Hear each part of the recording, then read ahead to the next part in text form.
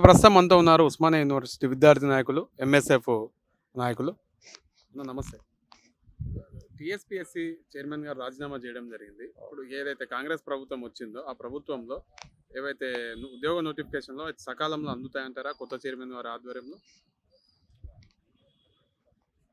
మేము ఉస్మానియా యూనివర్సిటీ ఒక విద్యార్థి సంఘ లీడర్గా మేము చెప్పదలుచుకున్న విషయం ఏంటంటే, స్పష్టంగా గత బీఆర్ఎస్ ప్రభుత్వము తెలంగాణ రాష్ట్రంలో ఉన్నటువంటి 30 లక్షల నిరుద్యోగుల ఆశలను ఈరోజు నిర్వీర్యం చేసే విధంగా ప్రవర్తించి ఈరోజు టీఎస్పీఎస్సీని ఒక ఆగమ్య గోచర సంస్థగా దానికి ఒక అధోగతి పట్టించిన చరిత్ర గత ప్రభుత్వానికి, బీఆర్ఎస్ ప్రభుత్వానికి ఉన్నది.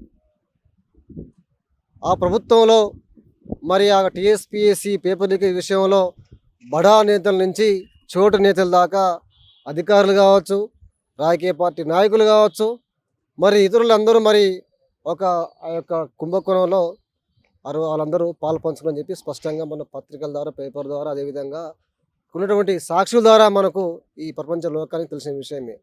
ఆ యొక్క టీఎస్పీఎస్సీ ప్రక్షాళన చేయాలని చెప్పి మొదటి నుండి కూడా ఎప్పుడైతే మొదటిసారి పేపర్ లీక్ అయిందో, ఆ టెక్నికల్ విషయాలు పేపర్ లీక్ అయిందో అప్పటి నుంచి కూడా ఇదే ఉస్మానియా యూనివర్సిటీ వేదికగా మేము అనేక ఉద్యమాలు చేయడం జరిగింది. మరి ఆ రోజు ప్రభుత్వము నిమ్మకు నీరెత్తట్లు వ్యవహరించి ఒకటి కాదు 2 సార్లు పేపర్ లీకేజ్ చేసి మరి ఉద్యోగాల ఆశల మీద మరి నీళ్లు చల్లే ప్రభుత్వం అప్పుడు చేయడం జరిగింది. మేము ఉస్మానియా యూనివర్సిటీ వేదిక మేము డిమాండ్ చేస్తూ ఉన్నాం. ఈ ప్రభుత్వంలో ఇప్పుడున్నటువంటి జనార్దన్ రెడ్డి గారు టీఎస్పీఎస్సీ చైర్మన్ రాజీనామా చేశారని చెప్పి మాకు తెలిసింది. ఆ రాజీనామా పత్రాన్ని మరి గవర్నర్ పరిధిలో ఉందని తెలిసి మాకు తెలిసింది. మేము గవర్నర్ గారిని, రాష్ట్ర గవర్నర్ గారిని మేము విజ్ఞప్తి చేస్తూ ఉన్నాం. ఆ టీఎస్పీఎస్సీ కుంభకోణంలో ఉన్నటువంటి దోషులను తేల్చాలి. అది తేల్చిన తర్వాతనే మరి యొక్క ఆ విషయంలో ముందుకెళ్ళాలని చెప్పి మేము డిమాండ్ చేస్తూ ఉన్నాం. ఒకవైపు టీఎస్పీఎస్సీ నూతన చైర్మన్ గారిని మీరు నియమిస్తారు, మేము స్వాగతిస్తూ ఉన్నాం. నూతన చైర్మన్ను టీఎస్పీఎస్సీ సభ్యుల్ని కావచ్చు, చైర్మన్ గారిని ప్రభుత్వము, గవర్నర్ గారు నియమిస్తే మేము స్వాగతిస్తాం. కానీ ఈ కంటితుడుపు చర్యగా భావిస్తూ ఉన్నాం. కొత్త చైర్మన్ గారు సమర్థవంతంగా ఎలా పాలన చేస్తారని చెప్పి ఇంతవరకు స్పష్టత లేదు. దాని మీద యూపీఎస్సీ లెవెల్లో ప్రభుత్వం ఎట్లయితే ఒక ఉద్యోగ క్యాలెండర్ రిలీజ్ చేస్తూ ఉన్నదో ఆ విధంగానే గ్రూప్ 1 కావచ్చు, గ్రూప్ 2 కావచ్చు, గ్రూప్ 3 కావచ్చు, ఏ రకమైన ప్రభుత్వ ఉద్యోగాలు కూడా టీఎస్పీఎస్సీ క్యాలెండర్ ద్వారా పారదర్శకంగా జరగాలని చెప్పి మేము ఉస్మానియా యూనివర్సిటీ విద్యార్థి సంఘం డిమాండ్ చేస్తూ ఉన్నాం. దానికన్నా ముందు టీఎస్పీఎస్సీ జరిగినటువంటి కుంభకోణాల మీద నిష్పక్షపాతంగా మరి విచారణ జరిపి ఎంతటి వారి అని చెప్పి శిక్షించాలని చెప్పి ఈ సందర్భంగా డిమాండ్ చేస్తూ ఉన్నాం.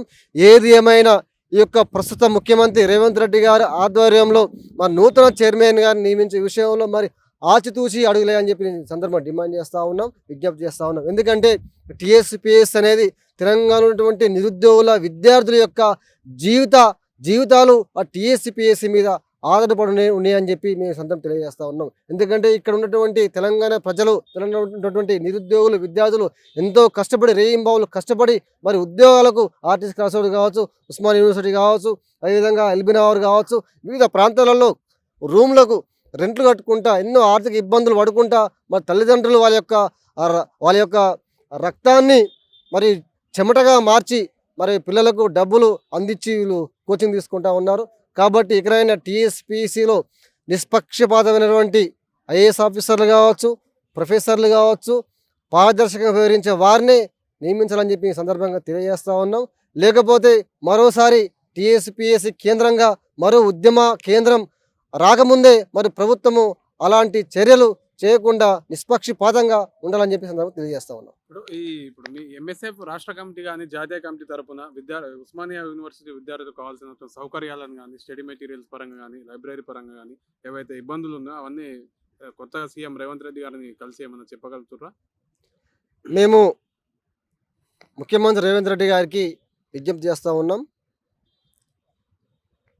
గత 9 సంవత్సరాలుగా తెలంగాణ రాష్ట్రంలో ఉద్యోగాలు లేక వచ్చిన ఉద్యోగాలు అన్నీ మరి పేపర్ లీకేజ్ విషయంలో, కుంభకోణాల విషయంలో మరి ఈ విద్యార్థి లోకం, నిరుద్యోగ లోకం మొత్తం నిరుత్సాహం ఉందని తెలియజేస్తూ ఉన్నాం. మరి వాళ్ళందరూ ఇప్పటికీ ఆర్థికంగా సతమతం అవుతూ ఎన్నో ఇబ్బందులతోటి ప్రిపరేషన్ కొనసాగిస్తూ ఉన్నారు.